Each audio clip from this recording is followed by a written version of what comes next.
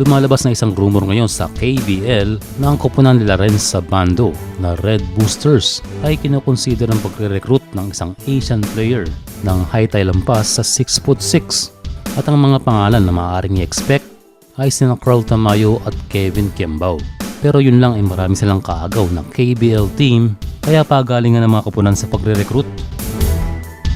Sa ating pagkakaalam, si Tamayo ay libreng-libre. Pero itong si KQ ay may commitment sa Lasal.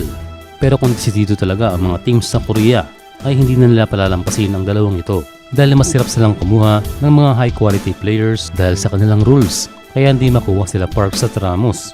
Pero interesting na mga paglaro itong sila Tamayo dahil hindi pa natin nakikita ang KBL kung paano sila mag-handle ng mas matatangkad na Pinoy.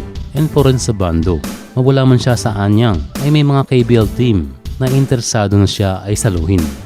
Pero sa pinakita na rin sa itong latest game ay teka ay mukhang mag-iisip itong JKJ Red Boosters. Tila bumalik ang dating laro ni Renz Abando.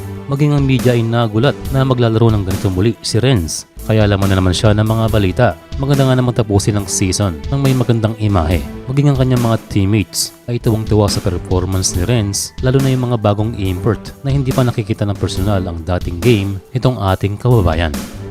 Sa ngayon ay nag-aalala ang mga fans, paano na kung hindi ma-renew ang kontrata nitong si Renz Abando. Ang amazing sa ngayon, sa isang interview kay Abando ay kanyang sinabi na siya ay hindi pa 100% at nakakaramdam pa rin siya ng sakit. Pero siya ay nag-challenge sa sinabi ng kanilang coach na do your best dahil meron pa silang last 2 games. Although hindi pa 100% pero he's mentally ready to play kaya nailabas niya ang dati niyang game. Rebound, takbo, block shots kahit hindi pa man 100%, ito ay kanyang mga nagawa. Yan ang merong kay Renz Abando na hindi natin nakikita sa ibang mga players. At yan nga din ang sinenyas ng kanyang teammate na import na yan ang nagpapalakas kay Renz Abando.